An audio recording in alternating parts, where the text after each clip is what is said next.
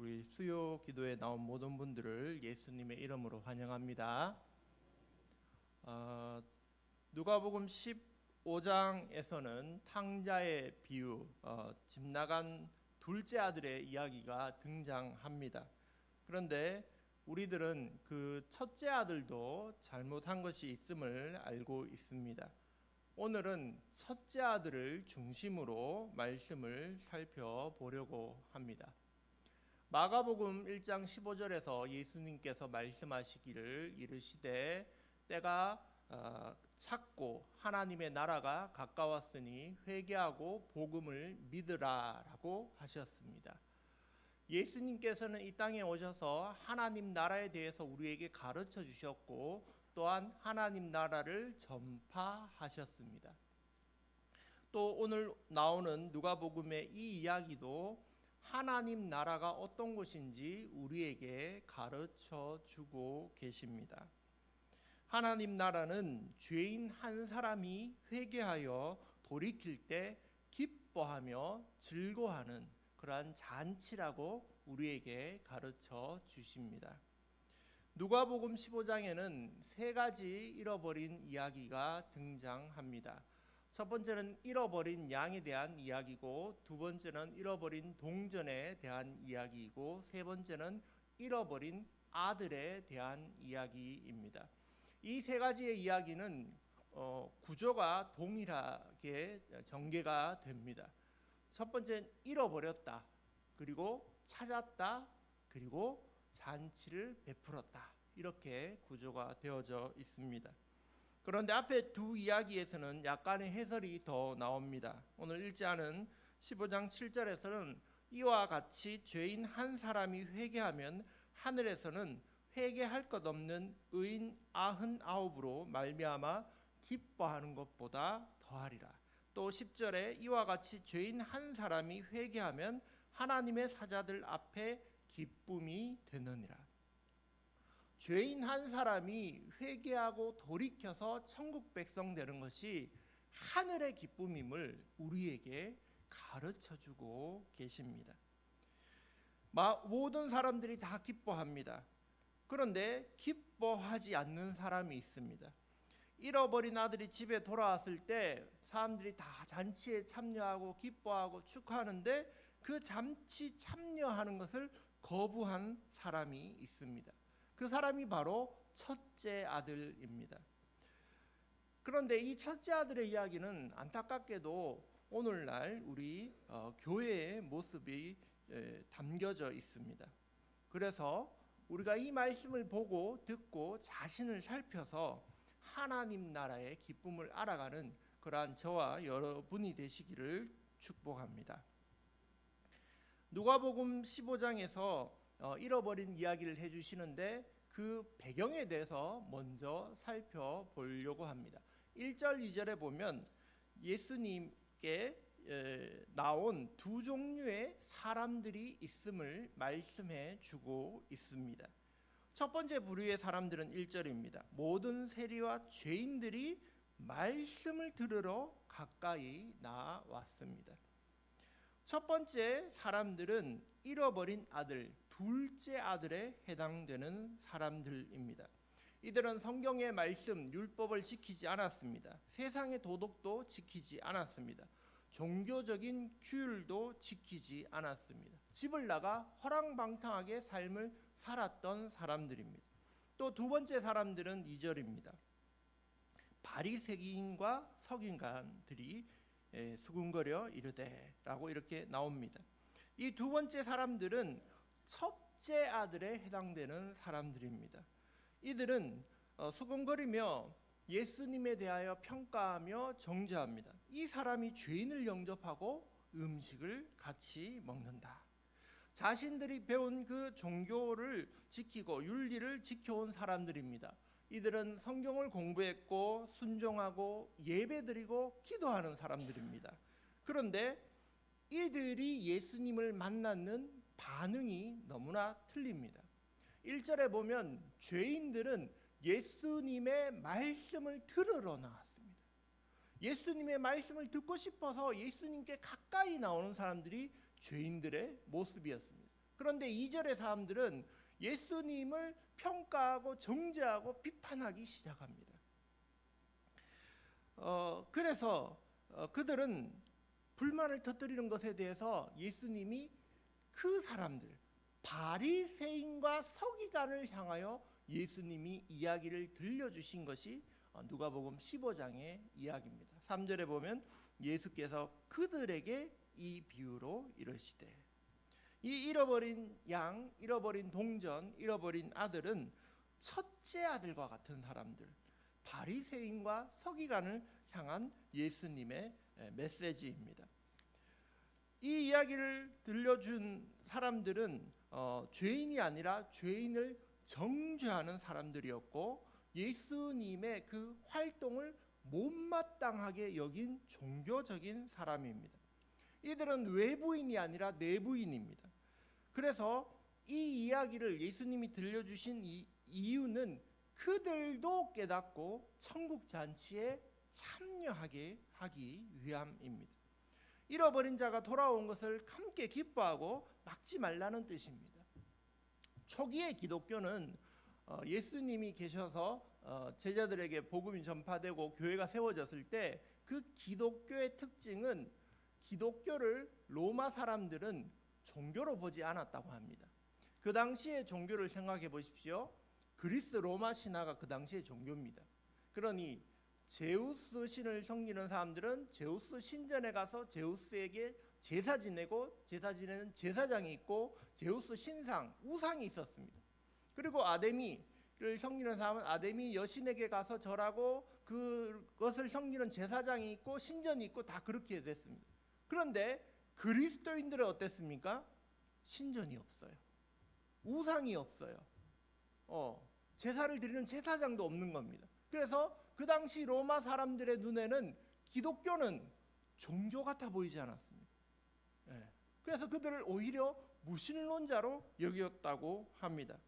그러나 우리들에게 예수님이 우리의 성전이 되시고 우리의 제사장이 되시고 우리의 제물이 되어 주셨습니다.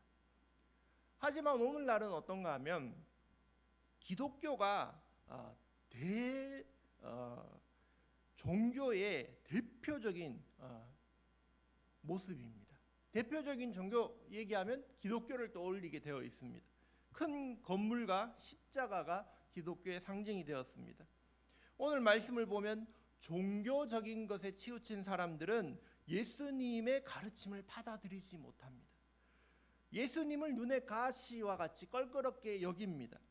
예수님은 종교적인 사람들이 싫어하는 그러한 죄인들을 만나고 그러한 죄인들과 함께 밥을 먹었습니다.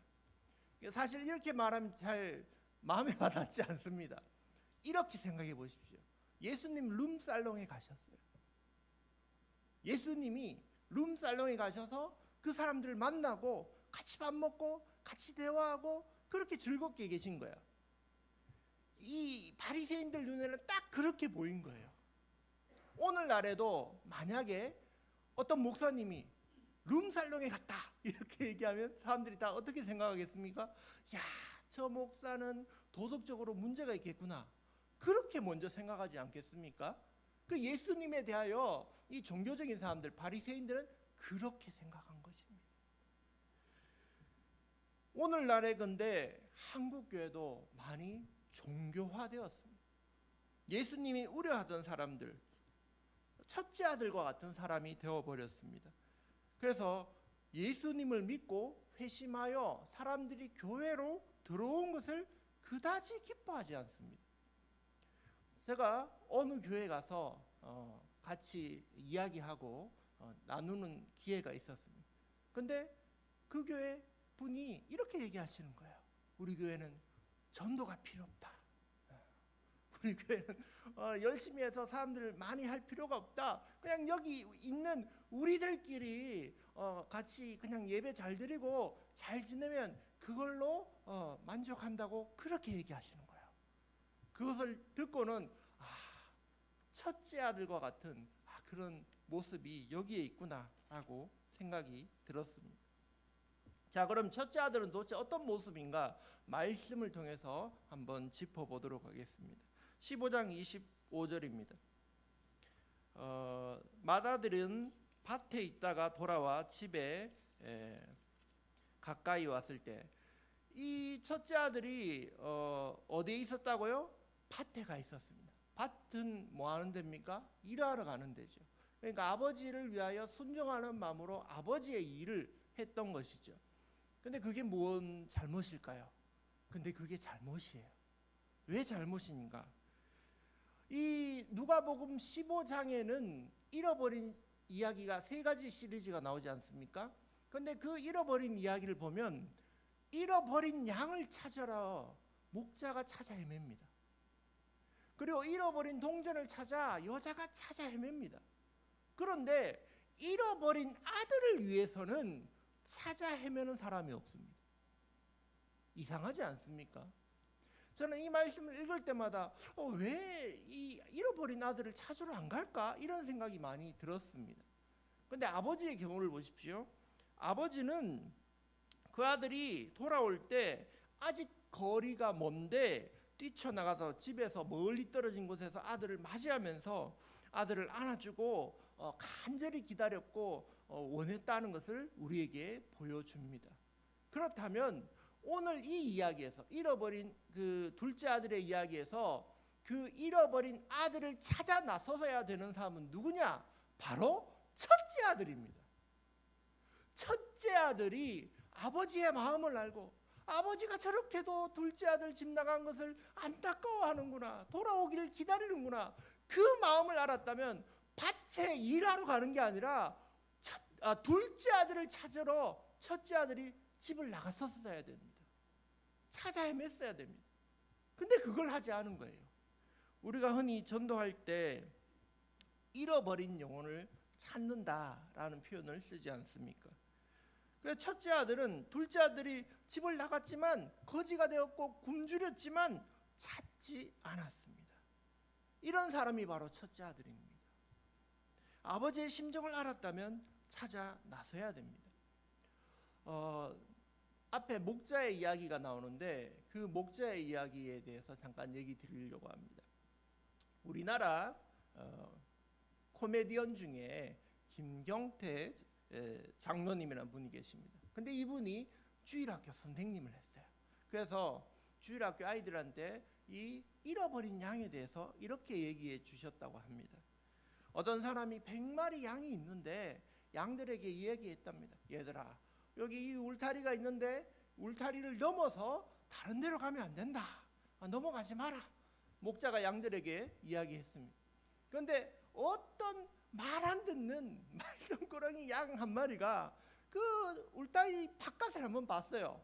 울타리 밖을 보니까 꽃도 피고 물도 잘잘잘 흐르고 풀도 더 많은 것 같아요. 그래서 목자가 안 볼 때 발을 한번 싹 빼봅니다. 울타리 밖으로 발을 하나 싹 빼보고 괜찮네, 안 들켰네. 발을 2개를 빼봅니다. 괜찮네. 그리고는 넘어가 버리는 거예요.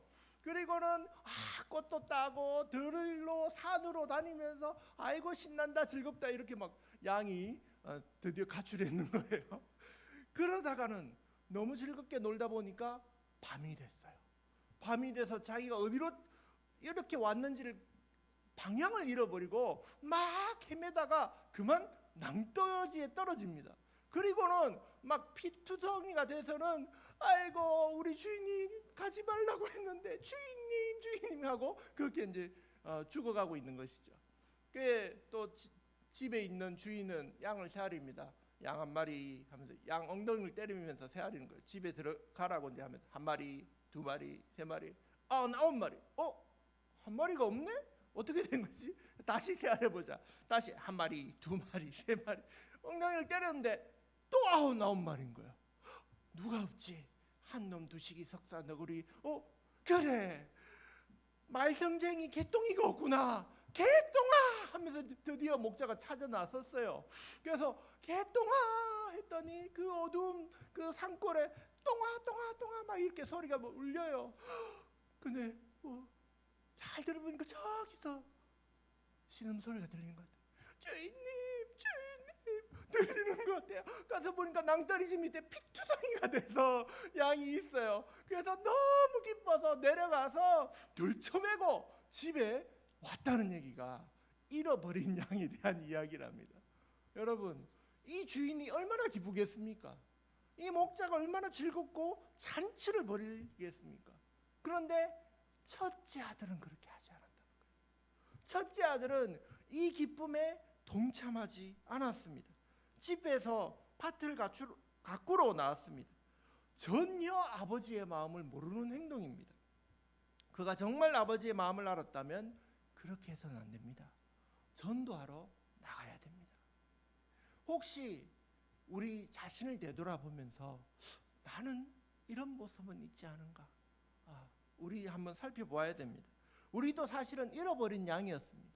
그런데 아버지 집에 들어오고는 아버지 말 잘 듣고 집에서 일 잘하다 보니까 밖에 나가고 싶지가 않은 거예요. 밖에 나가서 잃어버린 영혼을 데리러 가고 싶지 않은 거예요. 그런 마음이 됐다면 우리도 첫째 아들과 같은 모습이 있다는 것을 알아야 합니다. 아버지의 안타까운 마음을 가지고 있습니까? 어떤 분들은 전도는 특별한 사람들만 하는 일이라고 생각하는 분들도 있습니다. 그거 은사가 있어야지 이렇게 생각하십니다. 그런데 성경은 절대 그렇게 말씀하시지 않습니다. 은사가 있든지 없든지, 때를 얻든지 못 얻든지 전하라고 우리에게 말씀합니다. 아버지의 마음을 아는 사람은 움직여야 합니다. 오늘 우리가 만났던 그 불신자, 그 사람에게 예수님을 소개해 줄 수 있는 사람은 우리 한 사람뿐일 수도 있습니다. 누가복음 15장 1절에 아까 봤던 그 말씀에 죄인들은 예수님께로 이렇게 말씀을 들으러 가까이 나오는 모습을 봅니다. 우리가 정말 예수님 닮은 사람으로 변했다면 죄인들이 우리에게 점점 가까이 옵니다. 당신에게 왠지 가까이 하고 싶습니다. 이런 모습이 되는 거예요. 근데 만약 우리가 첫째 아들과 같다면 사람들이 가까이 오지 않을 것입니다. 그러므로 우리는 우리 자신을 살펴봐야 됩니다. 좀 더 첫째 아들에 대해서 살펴보겠습니다. 28절입니다. 그가 노하여 들어가고자 하지 아니하거늘. 첫째 아들은 둘째 아들이 돌아온 환영잔치를 반대합니다. 화를 냅니다. 그가 하는 말마다 원망이 담겨져 있습니다. 첫째 아들에 해당되는 사람들은 특징이 자기 뜻대로 되지 않으면 분노합니다. 원망합니다. 그들은 생각하기를 나는 착하게 살았으니까 행복해질 그런 권리가 있지, 이런 생각을 합니다. 나는 도덕적인 의무를 다했어, 하나님께 의무를 다했어 라고 생각합니다. 자신의 삶이 행복하지 못하면 그래서 하나님을 원망합니다. 그러다가 분노하다가 자신을 원망합니다. 그리고 남에게 이렇게 생각합니다. 저 사람은 잘 되는데 나는 왜 이 모양이지? 나는 더 많이 받아야 되는데 덜 받은 것 같아. 이렇게 느낀다면 첫째 아들과 같은 마음입니다. 또 첫째 아들은 우월감에 젖어 있습니다. 30절에 보시면 아버지의 살림을 장녀들과 함께 삼켜버린 이 아들이 돌아오매라고 말합니다. 이 부분에서 우리들은 첫째 아들이 둘째 아들을 어떻게 평가하는지 볼 수 있습니다. 내가 적어도 저놈보다는 낫지 않은가? 이렇게 생각하는 거죠. 그런데 이 동생을 인정하지 않고 경멸하는 말투에서 첫째 아들과 같은 사람은 어떤 사람인 건가 하면 인종차별하는 사람들, 계급주의에 빠진 사람들. 기독교로 들어오면 이런 모습입니다. 아이고, 나는 예배 잘 드리는데, 나는 기도 잘하는데, 나는 말씀대로 사는데 라는 율법주의와 같은 모습입니다. 말씀을 자신에게 적용하면 은혜가 되지만 말씀의 잣대를 남에게 적용하면 그것은 정죄의 도구가 됩니다. 이런 첫째의 그러한 모습, 그러한 죄는 지금 숨겨져 있습니다. 이들은 누구를 향하든 우월감을 느끼고 싶어합니다.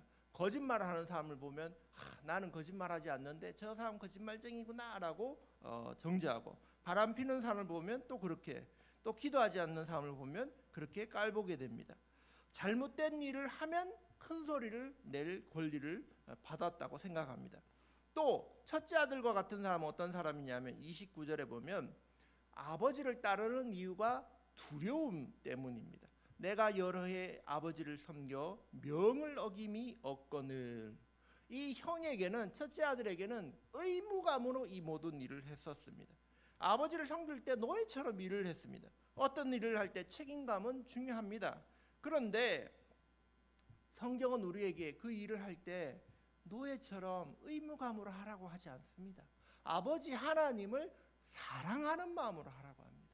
그런데 이 첫째 아들은 그냥 의무감에서 하다 보니까 이 교회 사역하는 것이, 교회 일을 하는 것이 괴롭습니다. 노예같이 느껴지는 것입니다. 기쁨이 없습니다.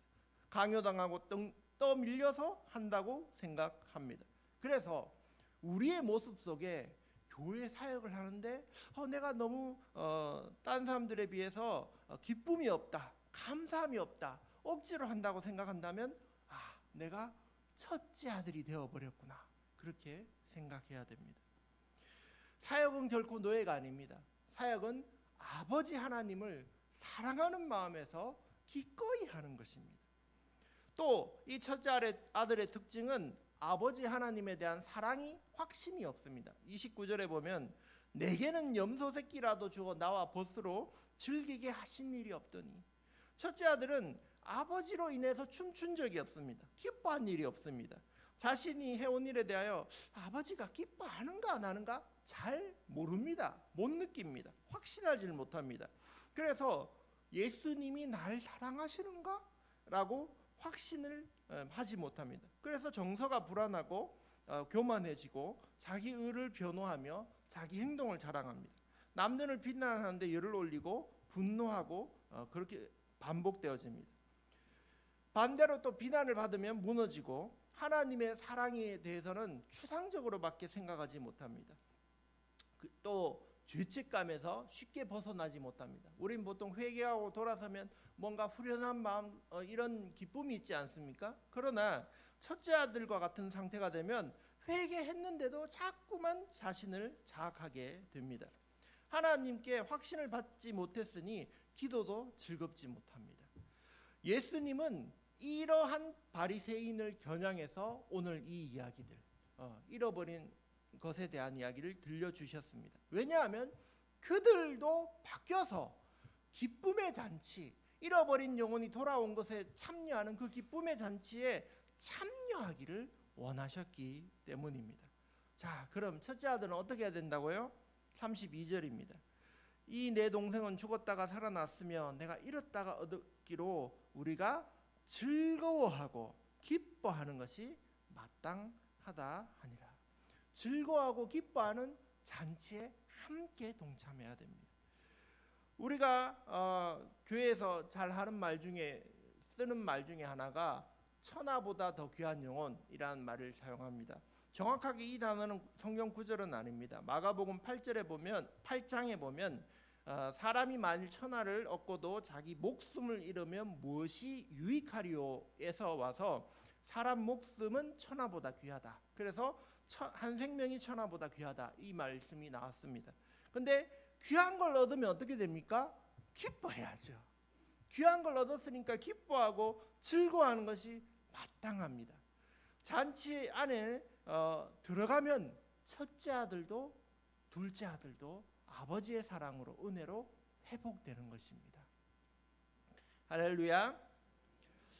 영화로, 책으로 나왔던 바베트의 만찬이라는 것이 있습니다. 19세기 말 덴마크를 배경으로 하는 이 이야기는 평생 아버지 목사를 따라서 금욕적으로 살아온 두 자매의 이야기가 담겨져 있습니다. 아버지 목사가 죽었지만 두 딸은 목사의 가르침을 받아서 금욕적으로 살아갑니다. 그리고 그 마을 분위기도 그렇게 금욕적입니다. 그런데 어느 날 바베트라는 이 여자가 찾아오게 되고, 프랑스에서 온 이 여자가 하녀로 이 집에 같이 살게 됩니다. 몇 년이 지나서 이 바베트가 복권에 당첨이 되는데 1만 프랑에 당첨됩니다. 우리나라 돈으로 약 1억 원 정도의 복권에 당첨됩니다. 마을 사람들은 이제 이 바베트가 돈이 생겼으니 이제 프랑스로 돌아가겠구나, 이렇게 생각을 했습니다. 그때 돌아가신 그 목사님, 아버지 목사님 생일이 탄신일이 100주년 되는 그러한 파티가 다가왔습니다. 그때 바베트가 말하기를 제가 이 마을 사람들에게 음식을 대접하고 싶습니다 라면서 가서 장을 봐옵니다. 그리고 모든 마을 사람들이 만찬날이 되어 모였습니다. 심지어 이 자매가 젊을 때 사랑을 거절했던 그 로렌스 장군까지도 찾아와서 함께 밥을 먹게 됩니다. 그런데 너무나 화려한 프랑스 음식이 펼쳐집니다. 금욕적으로 살아왔던 이 마을 사람들은 야, 우리가 이런 귀한 음식을 막 사치하면서 먹어도 되는가, 이런 찔림이 있었지만 음식을 먹다 보니까 너무 맛있고 즐겁고 하다 보니까 마음이 녹아져서 말을 하게 되고, 말을 하면서 서로 소통하면서 용서해주고 화해하고, 심지어 이 찾아왔던 로렌스 장군은 이 그 언니에게 다시 사랑을 고백하는 그런 일이 펼쳐졌습니다. 그래서 만찬이 끝나고 나서 바베트에게 자매가 감사를 표시합니다. 이런 만찬을 펼쳐줘서 감사하다. 하니까 바베트가 사실은 내가 프랑스의 유명한 식당의 수석 요리사였습니다. 이렇게 딱 밝혔습니다. 자, 그러면 이제 돈도 생겼는데 언제 프랑스로 돌아갑니까? 그렇게 물었더니 하는 말이 오늘 먹은 그 음식값에 복권을 다 썼습니다. 이렇게 얘기하는 거예요. 한 번 먹는 거에 돈을 다 써버린 거예요. 가진 것을 다 써버리고 그 사람들을 화해시켜주고 하는 그러한 은혜를 베푼 이야기입니다. 이 이야기를 통하여 우리는 은혜를 배우게 됩니다. 하나님도 우리에게 이러한 은혜를 베풀어 주셨습니다. 하나님의 모든 것, 바로 예수님을 우리에게 주셔서 잔치로 초대하셨습니다. 잔치 비용은 예수님으로 다 치러졌습니다. 이제 우리가 그것을 믿고 은혜를 받아들이고 잔치에 참여하기만 하면 됩니다. 그러면 누구나 이 즐거운 잔치에 참여하여 첫째 아들도 둘째 아들도 하나님의 사랑 안에 녹아지게 되는 것입니다. 주님, 아버지 하나님께서는 우리를 지금도 불러주고 계십니다. 첫째 아들이나 둘째 아들이나 우리를 불러주고 계십니다. 하나님 아버지의 마음을 안다면 우리도 잃어버린 영혼을 위하여 찾아 나서는 전도에 힘쓰는 그러한 저와 여러분이 되시기를 예수님의 이름으로 축복합니다.